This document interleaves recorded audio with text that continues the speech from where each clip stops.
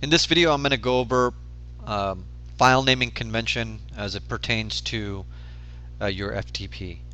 So I'm going to show you in an FTP that's already been created. It would be the same as creating a new one and showing you.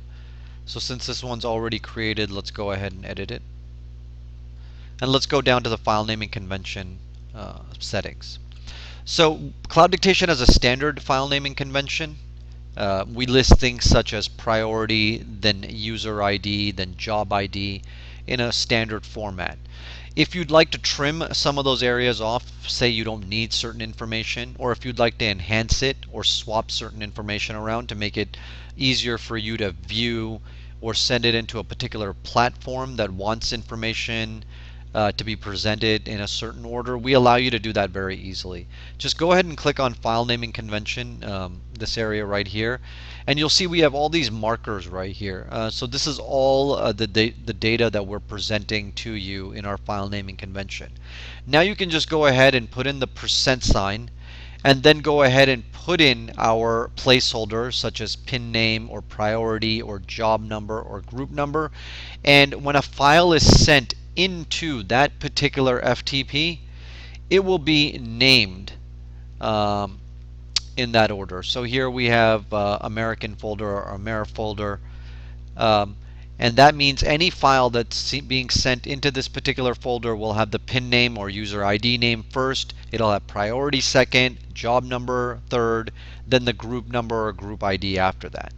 We also allow you to put special markers in between. So I typically go ahead and put dashes. Um, that way the data isn't scrunched together, because of course when this data comes out in the file name, it'll come out something like 78694 for the pin name. Then priority will come out as say R for regular, or 3 if you set it for 3. The job number might be 1, 2, 3, 4, 5, 6, and the group number might be something like hospital A.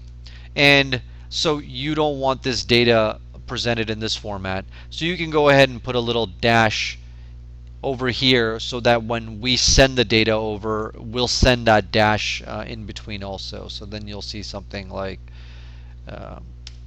you'll see something like this. The file will be named that way. We also have other characters that you can use, such as the hash key if you want to divide things by a hash and use that as a placeholder.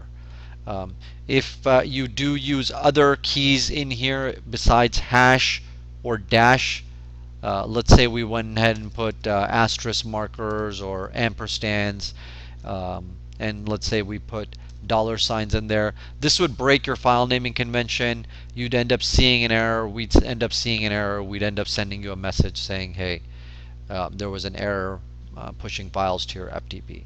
So the only special characters that we actually allow in our file naming convention are the hash key, of course the percent sign, and the dash. All other special characters are restricted.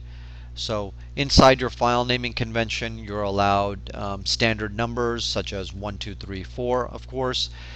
You're allowed things such as alphabets, A, B, C, and then you're allowed a few special keys such as a dash, um, a hash, and of course the percent sign.